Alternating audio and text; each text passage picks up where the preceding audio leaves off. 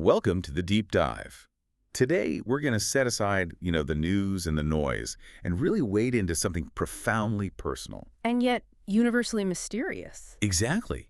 The nature of consciousness itself. Yeah. We have an incredible stack of sources for this one, a synthesis that spans, thousands of years of human thought. All the way from ancient Eastern texts to the very cutting edge of modern metaphysics.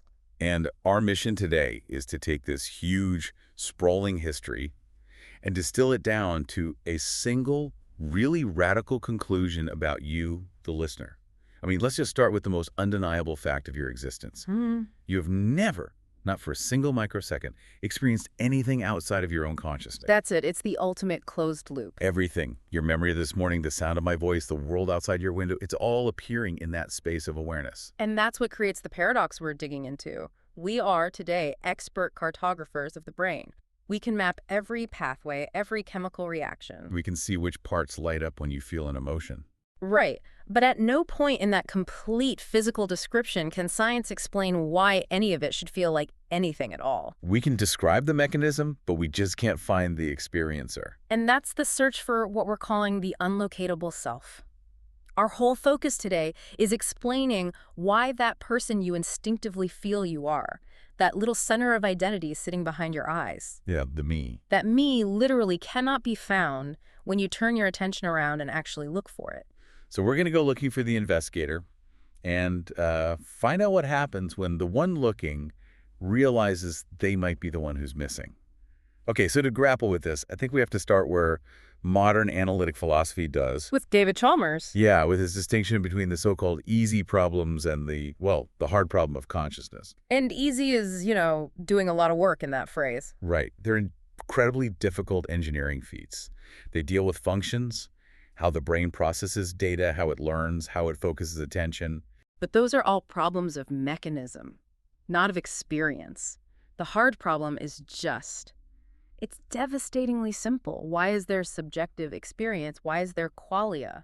Qualia, meaning the inner, felt quality of a moment. Yes. So you can explain the entire physical process of seeing the color blue. You can map the wavelength, the firing of the cone cells, the signal. But if you look at the brain scan, you don't find the blueness of blue. Exactly. You find neural activity, you find correlates, but you never ever find the experience itself. That's the explanatory gap. We have a physical story and we have an experiential story, and they just don't logically connect. And to really drive that gap home, our sources all point to that classic thought experiment, the philosophical zombie. The P-zombie. And this isn't, a Hollywood monster. No, not at all. It's a theoretical twin, a perfect physical and functional duplicate of you. It responds to things. It talks about feeling happy. It avoids pain. But there's no one home. Zero inner felt life. It's just information processing in the dark. Okay, but hold on. If the P-zombie is just something we can conceive of, doesn't that just mean our imagination is limited? How do we argue against hard materialism, which would just say consciousness is that complex neural activity, you just haven't figured out how to measure it yet? That's a really crucial counter-argument. But the power of the thought experiment is this.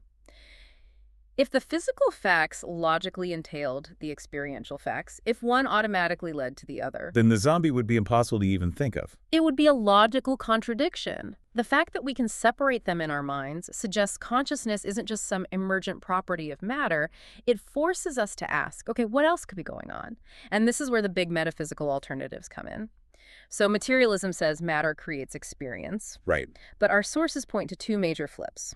First, you've got panpsychism, which is the idea that consciousness isn't just in brains, but it's intrinsic to all matter. Basically, yeah. For a panpsychist, reality isn't just made of stuff. It's made of experience-y stuff, Yeah. It's present even in subatomic particles, just waiting to be organized into something more complex. So even a rock is slightly conscious. In a way, yes. A tiny, irreducible degree of experience. And then the second alternative, idealism, flips the whole script. Okay. Idealism says consciousness is primary, reality is fundamentally made of experience, and what we call matter the table, the stars, that's all just an appearance within awareness. So it's not that the brain produces consciousness. It's that consciousness produces the brain in an experiential sense. That is a huge shift. And it seems like if the objective outside-in approach of science hits this wall, This explanatory chasm. then the only other path is the subjective inside-out one, Mm. which is where it gets really interesting because we're pivoting from concepts to direct investigation. To the work contemplative have been doing for millennia, just turning attention inward. And what did they find? The convergence is just astonishing. I mean, even across traditions that had zero historical contact. In the East, you have Advaita Vedanta. It affirms this eternal, non-personal self, Atman, which is identical to the universal ground of being, Brahman. And this all gets boiled down to that famous phrase, tatvamasi. Thou art that. You are that. But then you go across Asia and you get the core Buddhist teaching of Anandanand self. Mm-hmm. And they are adamant that if you look for a permanent fixed self, you will find nothing. Just a construction of constantly changing parts like thoughts and sensations. It seems like a flat contradiction. It does. Eternal self versus no self. But what's so fascinating is how that contradiction it dissolves. Both traditions are actually denying the exact same thing. The limited separate personal me. Precisely. Vedanta uses the apophatic method, neti, not this, to strip away every limited idea until only the unconditioned awareness is left. And Buddhism. Buddhism strips away the personal entity and finds sunyata, or emptiness, which isn't a nihilistic void. It's the sheer fact of unconditioned presence. So whether they call it universal self or no self, they're both pointing beyond the little self, the ego. Exactly. And this isn't just an Eastern thing. You see the same parallel stream in the West. Think of Plotinus seeking union with the One, which is beyond all definition. Or Christian mystics like Meister Eckhart. Yes, pointing past the personal God to the Gothite, the Godhead, the divine ground, which you can only approach through negation, by entering the divine darkness where concepts fail. So the key takeaway from all this convergence is that our sense of being a separate located self is a fundamental mistake. It's a story told by thought. And when you look closely, what you find isn't an entity. It's just fundamental, boundless, and this is the crucial part, unlocatable awareness. But that leads us straight to the central puzzle, right? If awareness is one, if reality is fundamentally whole. Why does separation feel so utterly, convincingly real? Yes. Why are there billions of separate little eyes looking out? This is the problem of the one and the many. This is where we need a good metaphor. I think the aperture metaphor from our sources is perfect. I like this one. Imagine consciousness is just a single, boundless light source, pure light, but this light shines through countless tiny openings. The body-mind systems. Exactly. And the light that shines through a pinhole is still pure light. But because its view is so limited, it fundamentally believes it is pinhole-shaped. So the aperture doesn't create the light, it just limits and shapes its expression. Right. But why? Why does the unlimited feel compelled to limit itself in the first place? And this is often described as forgetting as creation. Forgetting as creation. In a system like Kashmir Shaivism, the infinite must contract itself. It has to forget its unbounded nature in order to experience being finite. And this isn't a moral fall. It's not a punishment. It's a necessary precondition. For the drama of experience, what they call Leela, or divine play. That reframes the entire discussion of suffering, then, doesn't it? If the infinite chooses finitude, what are the mechanics of that limitation? Well, the mechanics are the 5 kanchukas, or coverings. Think of them like the rules of a video game. You have kala, limited agency, and vijaya, limited knowledge. Why are those necessary? Well, if you had unlimited knowledge, there would be no discovery. If you had unlimited agency, there'd be no challenge. These coverings aren't burdens. They're the gears that let the game of life be played with real commitment. Which brings us to another great metaphor, the actor analogy. If we get this, the goal isn't to escape the stage. It's to play the role, the self, with full commitment, with emotional intensity, with sincerity. But you play it while simultaneously knowing you're also the author, the audience. And the stage itself, the forgetting is what makes the drama compelling. But the remembering, that's what transforms its meaning. Okay, so this brings us from the theory to the required action for you, the listener. If these concepts are compelling, the next step has to be personal verification. How do you translate this into something you can actually do? We turn to Atma Vichara, self-inquiry. And the instruction is so simple, so direct. Trace the sense of I back to its source. Look for the looker. And we can actually do this. Just try for a moment. Pause and look for the you who is hearing my voice. And don't answer with a location, like in my head, or a description like my personality. Look for the actual entity, the subject that owns the experience. What do you find? And in that moment of direct looking, the finding is often just nothing. No located permanent entity. But that search is so often met with this huge emotional resistance, this fear before the falling, why this dread? It's the ego, right? It recognizes that the inquiry is leading directly to its own. Annihilation, what the Sufis call fana. It's the spiritual dark night where all your certainties are just stripped away. That fear makes sense. It's intelligent. Something is dying. Yes, the center of gravity that claimed ownership of all your experiences. We're taught to identify with our story, and this investigation just pulls the rug out from under the storyteller. But this brings up that classic puzzle, right? If I look and I find no self, who is the I that is noticing the absence of the self? Who notices the nothing? Yeah. If a recognition happens, doesn't there have to be a recognizer? The paradox dissolves when we realize the self was never an entity to begin with. It was always just a pattern. A collection of thoughts and sensations. Exactly, that just arise and pass away. There is only witnessing without a separate entity to own it.